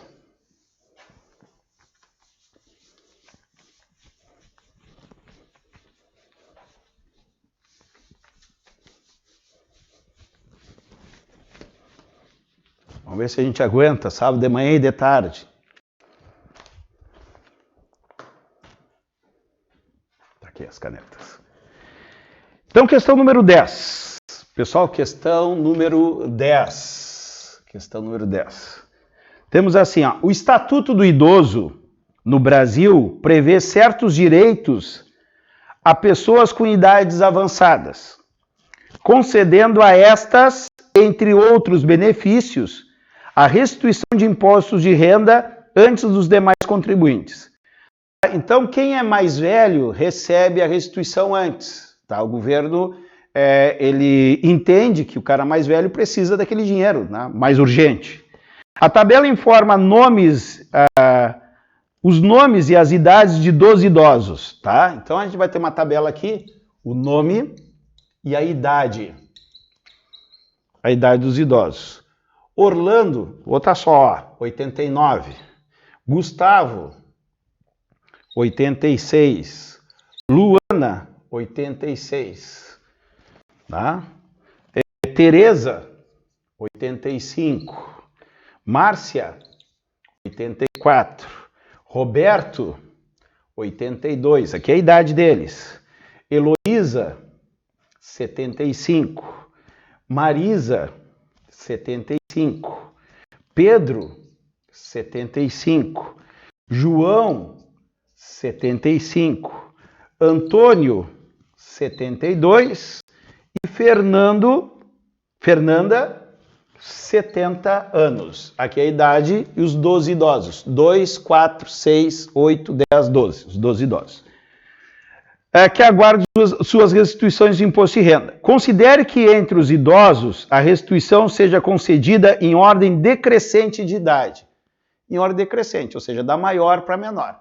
Observe que a tabela já está em ordem decrescente, ó, 89, 86, eu tenho que conferir isso aqui. Poderia ter uma pegadinha, troço aqui misturado. Olha só, 89, 86, 86, 85, 84, 82, 75, 72, 70. Observe que o primeiro idoso a receber o benefício, o primeiro idoso vai ser esse Orlando aqui, é o mais velho. Depois vai vindo do mais velho para o mais novo a ordem, tá? Então, olha só, a restituição é em ordem decrescente de idade, que os subgrupos de pessoas com a mesma idade, a ordem seja decidida por sorteio. Bom, é do mais velho para o mais novo, mas quando tem a mesma idade, vai ter um sorteio. Isso não é comum, né? Porque as pessoas nascem em dias diferentes, né? Se é o mais velho, é o mais velho. Se eu nasci em 24 de agosto e outro nasceu 25 de agosto, eu sou mais velho do que ele, eu tenho a mesma idade. Mas pelo nosso problema, eu entraria em sorteio com essa outra pessoa que tem a mesma minha idade, tá? Então, o que acontece? Dificilmente acontece sorteio por idades, tá? Porque o concurso público tem muito isso. Se empatar a nota, o mais velho vai ter a vaga. O critério de desempate é a idade, às vezes em concurso público, tá? Mas é o mais velho. Esse é no mesmo dia. Vai contar a hora lá, alguém nasceu antes, tá? Bom, daí vamos lá. Nessa condição, a probabilidade para o João ser a 7ª pessoa do grupo a receber a sua restituição, uma questão de probabilidade. Probabilidade é o que eu quero pelo total, certo? Pelo total. O que eu quero é que o João seja o 7º a ser sorteado. Onde é que está o João? É o J, aqui embaixo. Só tem um J. João. O João, tu quer que seja o 7º. Qual é a chance disso acontecer? Pessoal, olha aqui, ó. O primeiro é o Orlando. O segundo, Gustavo ou Luana vão entrar em sorteio aqui, ó. Segundo e terceiro. Eu não sei se vai ser o Gustavo o segundo e a Luana o terceiro. Pode ser o contrário, vai depender do sorteio. Eles vão entrar em sorteio, mas não interessa o nosso exercício. A Tereza é a 4ª. A Márcia é a 5ª. O Roberto é o 6º. E aqui tem um empate aqui, ó, e o Roberto está no meio. O Roberto pode ser o 7º, pode ser o 8º, pode ser o 9º, pode ser o 10º. Do 7º até o 10º. Ele quer saber qual é a probabilidade dele ser o 7º. Então vamos imaginar que saiu a restituição até o Roberto aqui, ó, saiu até o Roberto. O próximo a receber a restituição pode ser a Luísa, pode ser a Maria e pode ser... Opa, eu peguei aqui. A Heloísa, a Marisa, o Pedro ou o João. Eu tenho 4 pessoas para ser sorteado. O meu total é 4. Pessoal, por que o meu total não é 12? Porque esses é certo que vão estar antes do João. O sorteio acontece aqui na 7ª posição. E dentro do sorteio da 7ª posição eu tenho 4 pessoas. E qual é a chance do João? Uma só. É como se eu fizesse sorteio dentro de uma sacola de supermercado. Eu vou escrever o nome Heloísa, Marisa, Pedro e João. Tenho 4 nomes ali dentro. Eu vou meter a mão, só tem um João. Tem 4 lá, então a chance é 1 para 4. 1/4, que é 0,25, é 25%, mas está em 1/4 mesmo, ó, 1/4. Resposta E de Espanha, tá? 1/4 é 0,25, tá? Que é 25%, tá? 25, 25, 25, 25, fecha o 100%, tá? Cada um tem 25% de chance. Se tu chutar na prova do Enem, qual é a probabilidade de tu acertar uma questão? 20%. São 5 questões, tem uma chance em 5, que dá 0,2, dá 20%. Questão bem fácil de probabilidade, tá? A gente tem feito umas bem complicadas aí de probabilidade e essa bem fácil. Bom, a 11, alguém comentou no dia que a gente estava vendo probabilidade, a gente não chegou a fazer ela, que era dos pneus, tal coisa, é uma questão que eu me lembro de ser difícil. Vamos ver aqui a questão número 11. 11:26, vamos tocando. Suponha que uma equipe de corrida de automóveis, imagina a Fórmula 1, Fórmula Indy, alguma coisa desse tipo. Suponha que uma equipe de corrida de automóvel disponha de 5 tipos de pneus. Tá? Então nós temos 5 tipos de pneus. Pneu 1, pneu 2, pneu 3, pneu 4 e pneu 5. A gente tem 5 tipos de pneus para escolher aqui. Em que o fator de eficiência climática, o EC, indicado, fornece o comportamento do pneu em seu uso, dependendo do clima, e é representado. Pessoal, esse EC, eficiência climática, tá? Para o pneu 1, ele é 6, EC é 6 ou EC é 3. EC é 3. Aqui é com chuva e aqui é sem chuva. E eu vou ter para todos aqui, né? Eu vou copiar aqui, dá 7, dá menos 2, 2 e menos 6. Imagina esse negativo aqui, que porcaria é, mas sem chuva. Não, esse aqui é com chuva primeiro. É, com chuva. Ser negativo não deve ser uma coisa legal, tá? E aqui, vamos ver quanto é que dá. Tem que ser rápido, porque isso aqui não interessa. Isso aqui já está no problema. Menos 4, 10, 8 e 7. Tá? Esse é a eficiência climática. Daí lá embaixo diz assim, ó, o coeficiente de rendimento climático, tá, de um pneu é calculado como a soma dos produtos dos fatores do EC. O EC lá que a gente tem lá em cima. Com ou sem chuva, pelas correspondentes probabilidades de se ter tais condições climáticas. Pessoal, olha só, ele está me dando outro coeficiente aqui, ó, que é o coeficiente de rendimento climático. Eu não entendo de Fórmula 1, de corridas, tal coisa, ele está me dizendo isso aqui. Ele está me dizendo que é calculado pela soma. Pessoal, ó, tem uma soma, ó, do produto dos fatores EC com ou sem chuva pelas probabilidades correspondentes, ó, correspondentes probabilidades. Então vou pegar o EC e multiplicar pela probabilidade. Por que a soma do produto, ó, produto que é o EC, que é, deixa eu me lembrar aqui, a eficiência climática, multiplicada pela probabilidade. Mas por que a soma de produtos? Porque eu tenho esse produto com chuva, ó, com chuva e sem chuva. Sem chuva, tá? Então, o que ele me diz aqui, ó, enrolada a coisa, né? Coeficiente de rendimento climático é o produto, né? É a soma do produto do EC pela probabilidade de chuva e sem chuva. Essa é a parte mais difícil, tá? Enxergar essa equação que ele me dá aqui toda enrolada. Daí diz assim, ó, utilizar determinado qual pneu deve ser selecionado para uma data corrida. Escolhe-se o pneu que apresentar o maior CRC naquele dia. Ele quer, a pergunta é essa, o maior CRC. Qual o pneu que tem o maior CRC? Eu vou ter que fazer esse cálculo para os 5 pneus. Vou ter que fazer esse cálculo para os 5 pneus.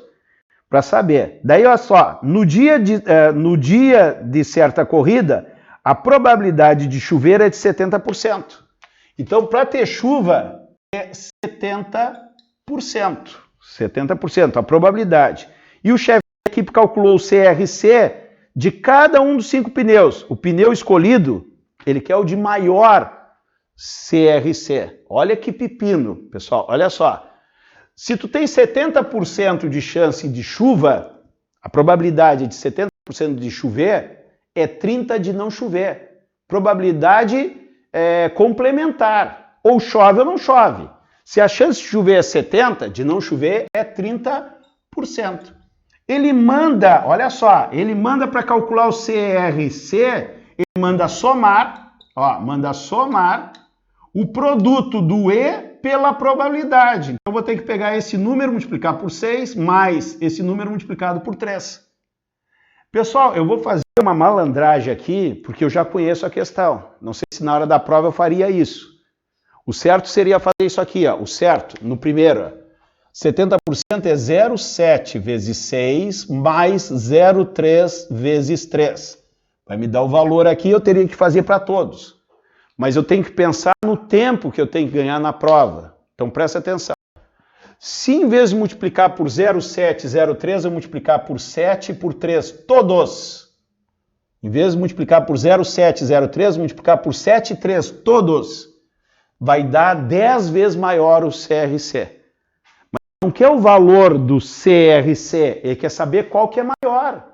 Todos vão dar 10 vezes maior, mas o maior vai continuar sendo maior.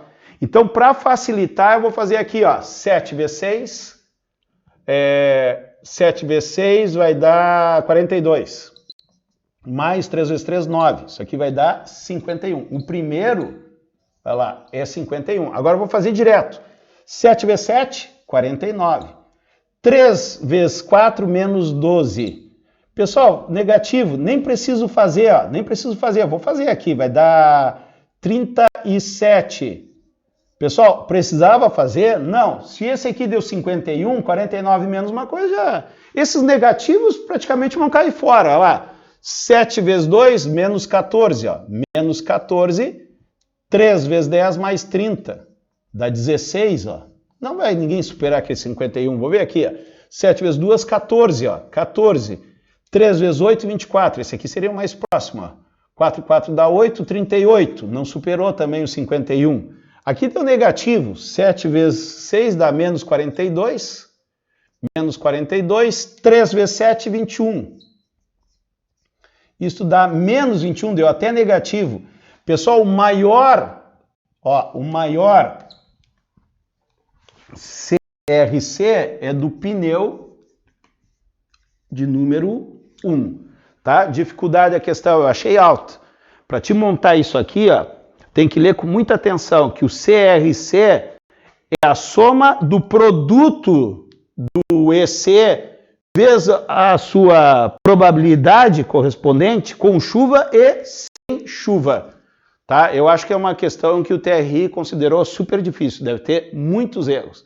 Então a gente tem a 10 e temos a 11, estamos chegando perto. Deixa eu tirar um print. 10 e 11. Deu? Apagando.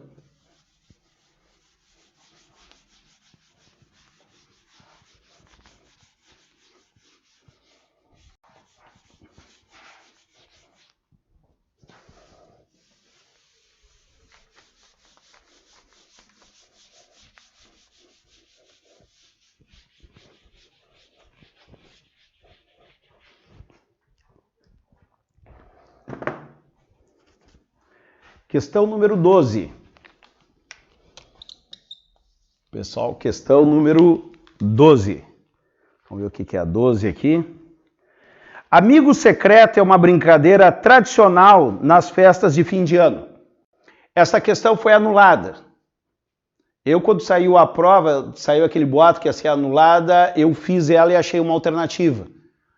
E depois eu vou mostrar para vocês por que ela foi anulada. Tem que ser anulada mesmo, tá? Mas eu vou fazer da maneira que dá para fazer, tá? Com erro, porque ela foi anulada e foi anulada com razão, tá? Ó, amigo secreto é uma brincadeira tradicional nas festas de fim de ano.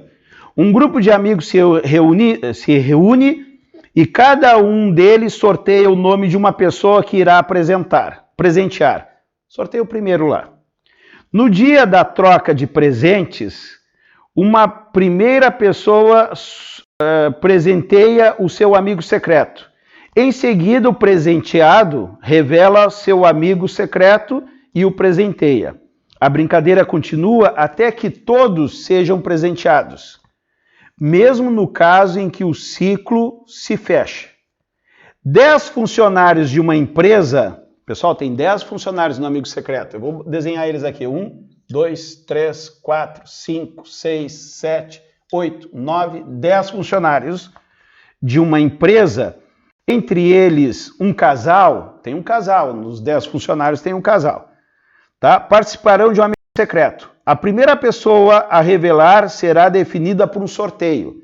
Então tem 10 pessoas no grupo, né? Como se fosse aqui na sala de aula, 10 pessoas, e vão sortear amigo secreto, vão sortear o primeiro. Daí o primeiro lá, pega lá, dá o seu presente para o segundo revela o seu amigo secreto, dá o presente para o terceiro e vai até o final. Qual a probabilidade de que a primeira pessoa a revelar seu amigo secreto e a última presenteada seja as duas pessoas do casal? Então tem um casal, tá? Então a primeira pessoa que vai ser sorteada, eu tenho duas possibilidades, porque é um casal, ó, casal. Vamos supor, Ana e Paulo. Pode ser a Ana ou o Paulo, tem duas chances. Mas se for a Ana, certamente a última pessoa, que é a 10ª pessoa, vai ser o Paulo. Eu só tenho uma possibilidade. O exercício pede qual é a probabilidade de a primeira pessoa ser um do casal e a última ser a outra pessoa. Então, para primeiro sorteio, tem duas possibilidades. Pode ser o homem ou a mulher. No momento que tu define o primeiro, o último só tem uma chance. É o que sobrou do casal. E aqui no meio, o que vai acontecer aqui? São 10 pessoas, mas uma está aqui e outra está aqui. Ó. O casal está aqui. 10 pessoas, tira o casal, sobram 8. Esta posição aqui seria 8, 7, 6, 5, 4, 3, 2 e 1. Pessoal, aqui daria permutação de 8. 8 fatorial, certo? 8 fatorial, tá? Vezes o 2 daqui e vezes o 1. Isso é o que eu quero que aconteça.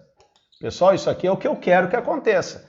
Mas probabilidade é o que eu quero pelo total. Probabilidade é o que eu quero pelo total. O que eu quero? Que a primeira pessoa seja uma do casal e a última a outra. E os outros vão se permutando aqui. Então o que eu quero é 2 vezes 8 fatorial. E o total? O total é de qualquer jeito. Eu vou permutar as pessoas de qualquer jeito, eu vou fazer uma permutação de 10. Seria 10 fatorial, 10 fatorial. Isso daria 2 vezes 8 fatorial, e aqui embaixo eu vou abrir, que o grande vira pequeno, né? 10 vezes 9 vezes 8 fatorial. Cortei 2 sobre 90. Isso aqui vai dar 1 sobre 45. 1 sobre 45 seria a resposta letra B. Mas a questão foi anulada. Por que a questão foi anulada, pessoal? Porque no amigo secreto, todo mundo tem que receber o presente. Dessa maneira que eu resolvi aqui, o que acontece? O primeiro revelou para o segundo. Quando chegou no último aqui, vamos supor aqui, ó, Ana e Paulo. A Ana começou, ela não recebeu o presente. Ela revelou para o segundo, terceiro, e o último lá foi o Paulo. O Paulo recebeu o presente. Esse recebeu o presente, esse. Mas a Ana não recebeu o presente, então não fechou o ciclo. E daí, fechando o ciclo, dá um cálculo totalmente diferente e não tem alternativa. Então essa questão ela foi anulada. Tá? Ela foi anulada porque o primeiro não recebeu presente. Tá? Então daria alguma coisa com permutações aí, circular, mas tem a questão do casal, seria uma questão bem mais complicada, tá? Bom, questão 12, questão anulada, mas mesmo assim a gente fez a provável resposta de quem bolou a questão. A questão é anulada porque tem erro, né? Mas alguém faz pensando que não tem erro, né? Então provavelmente a pessoa pensou nisso. Vamos para a 13ª, pessoal. 13ª. Bem rápida aqui, ó. Tem uma casinha, olha só. Tem uma casinha aqui e esta casinha aqui tem um telhado que a gente chama de duas águas. Duas águas. Um telhadinho para cá e outro telhadinho para cá. Mais ou menos isso aqui, ó. Vou pegar minha folha aqui, ó. O telhadinho seria isso aqui, ó. Tá? Quando cai a chuva, ou a água cai para um lado da casa ou para o outro lado da casa. Olhando uma vista de planta, né? Olhando de cima, esta casa seria assim, ó. Aqui é a frente, tá? Aqui é a frente da casa, frente. Tá? É uma casa de duas águas. A água corre para lá, como a água corre para cá. Então isso foi o modelo que ele deu, tá? Exemplo na nossa questão, tá? Então vamos ler aqui, ó. Na figura 1, que é essa que eu botei aí no quadro, apresenta uma casa e a planta de seu telhado, em que as setas indicam o sentido de escoamento da água da chuva. Choveu, a metade da água cai para um lado da casa, a outra metade para o outro lado da casa. Seriam aqui, ó, as setas aqui e lá no outro lado a seta, tá? Um pedreiro precisa fazer a planta do escoamento da água da chuva, de um telhado em 3 caídas de água, tá? Como representa na figura 2. Ó, a casinha da figura 2, ela é assim, ó. Olha só, a casinha da figura 2, ela é assim, ó. Só que o telhado não é que nem o outro, ó. O telhado é assim, ó. Tem 3 caídas d'água. A água pode cair para cá, a água pode cair para lá, e desse ponto para cá a água cai para frente da casa. Tá? Então o objetivo é o seguinte, ó, mostrar a planta, a figura que representa a planta do telhado, a figura 2, com o escoamento da água da chuva que o pedreiro precisa fazer. Então o que vai acontecer aqui? Aqui é a frente da casa, vai ter uma parte que vai cair para frente aqui, ó. A água vai cair para frente e de um ponto para trás a água cai para um lado da casa ou para o outro lado da casa. Então o que melhor identifica é a letra B. Só uma observação, por que a A não é? Tá? A D, por exemplo, a D é 4 águas, não é. Mas por que a A não é? A A tem o mesmo desenho, só não tem a seta. Pessoal, se não tem a seta é se fosse plano, não tem caída, então não me serve. Então, realmente, a alternativa é a letra B. Essa questão aqui, questão fácil, tá? Aqui, questão anulada, se não fosse anulada, seria uma questão difícil, né? A gente trabalhou questões parecidas lá na análise combinatória, e aqui já tem uma questão bem fácil, a questão número 13, certo? Bom, essa questão aqui é de projeções, aparece muito no Enem, e nós temos outra questão de projeção aqui, que eu vou ter que me virar para desenhar isso para vocês, tá? Mas faz parte da aula. Tá, vamos para a questão de número 14. Vamos atingir nosso objetivo, fazer as 15. Tirar o print? Tirem print. Vamos para a questão de número 14.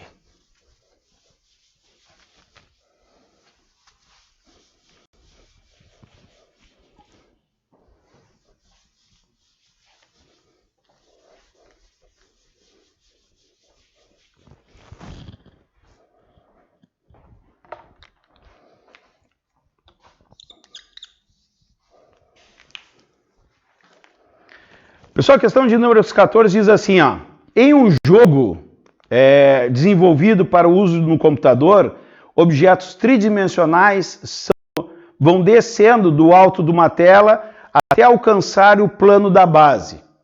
Esse jogo é o Tetris, muitos de vocês já devem ter jogado. Tem o Tetris no plano e tem aquele Tetris espacial, que tu tem que girar a peça para encaixar.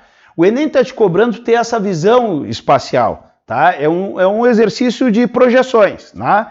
Então nós temos aqui, ó, o usuário pode mover ou girar cada objeto durante a sua descida para posicioná-lo convenientemente no plano horizontal. Um desses objetos é formado pela justaposição de 4 cubos idênticos, formando assim um sólido rígido, como ilustra na figura. Tá? Então não tem a figura, eu vou fazer aqui para vocês. É um L no lado de cá. Tá? É um Lzinho aqui, ó. A figura é essa aqui, ó, é um L aqui, tá? Para cá tem uma casa só.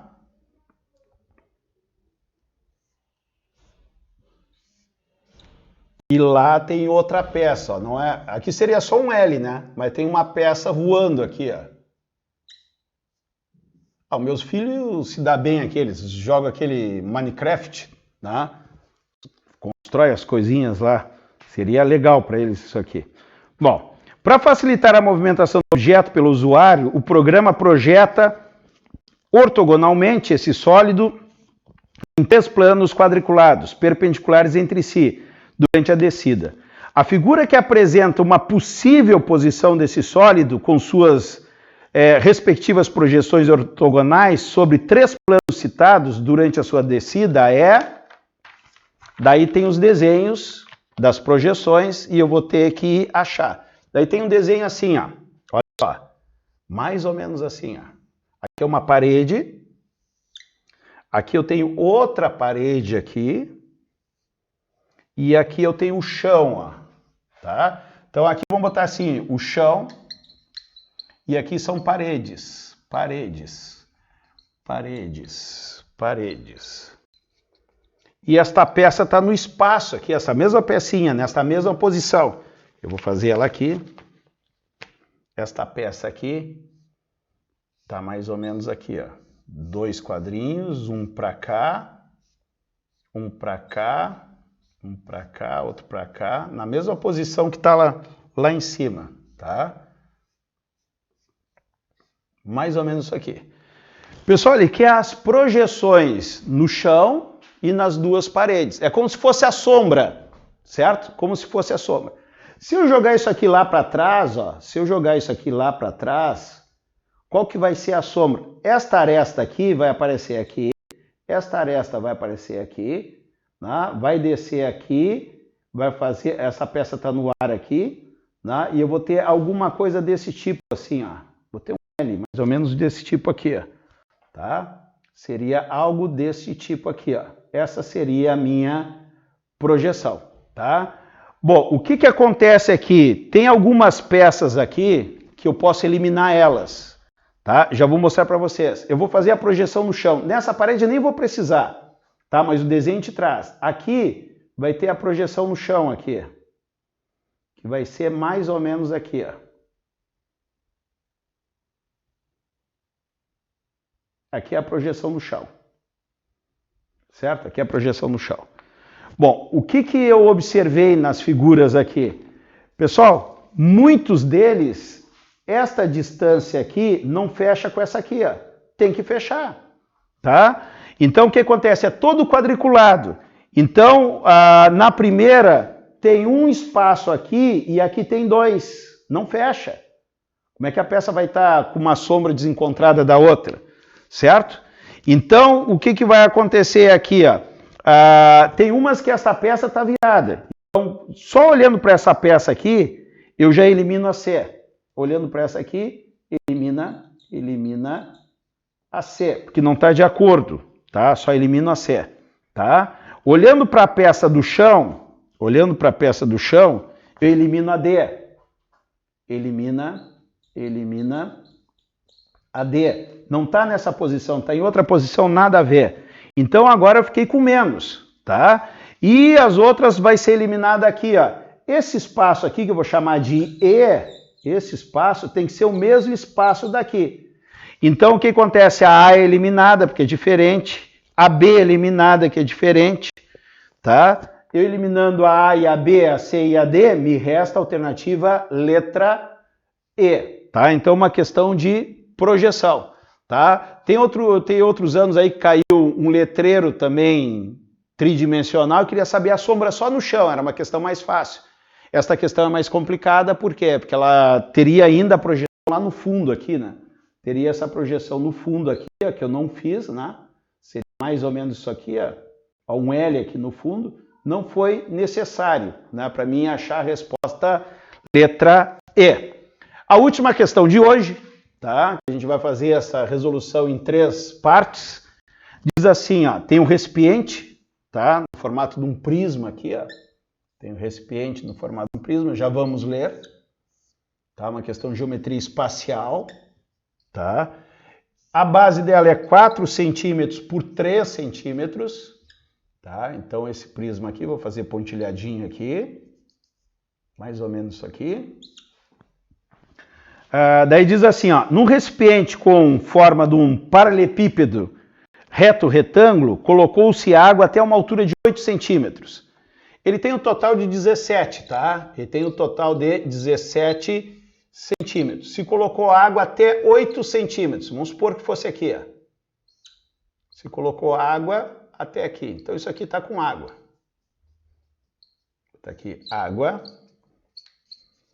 8 centímetros de altura. 8 centímetros de altura. E um objeto que flutua na superfície da água. Pessoal, tem um objeto ali que não dá para identificar o que é, uma cruzetinha, tá? Mas eu vou botar uma rolha, como se fosse uma rolha aqui, tá? Imagina uma rolha aqui boiando. Tem uma rolha ali, tá? Imagina uma rolha boiando, tá? Então tem um objeto boiando. Para retirar o objeto de dentro do recipiente, a altura da coluna de água deve ser pelo menos 15 centímetros. Então vamos supor que eu meti o braço aqui, o objeto, não consigo pegar. Mas se o nível da água subir, a rolha sobe. Daí a gente consegue pegar. Então ele pede para subir o nível da água para 15 centímetros. Para 15 centímetros. Quando a água subir para cá, daí essa rolha sobe também, ó. Olha lá, daí a rolha vai subir, daí tu vai acabar pegando ela. Então tu vai ter que subir isso aqui, ó, no nível d'água. Tu vai ter que subir isso no nível d'água, tá? Então olha só, para a coluna de água chegar a esta altura, é necessário colocar dentro do recipiente bolinhas com volume de 6 centímetros cúbicos. Pessoal, eu não vou botar mais água. O nível do reservatório está abaixo. Eu não vou botar mais água, mas eu preciso subir o nível d'água. Daí o que eu vou fazer? Eu vou começar a jogar bolinhas ali dentro.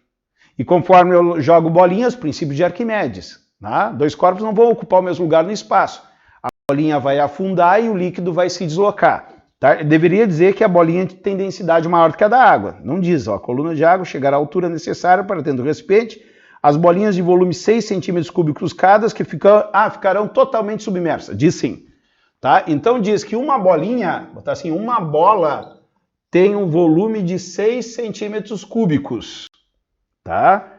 O número mínimo de bolinhas necessárias para que ele possa retirar o objeto que flutua na água, seguindo as instruções dadas, é quantas? Quantas bolinhas?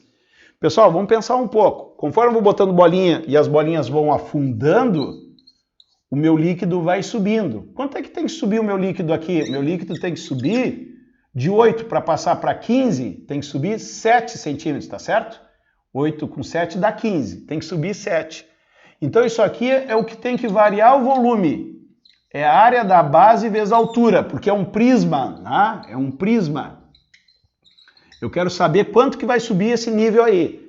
Então o volume que vai se deslocar, vai ser o mesmo volume que eu vou botar das bolinhas lá dentro. Área da base, pessoal, a base é a mesma, porque é um prisma, né?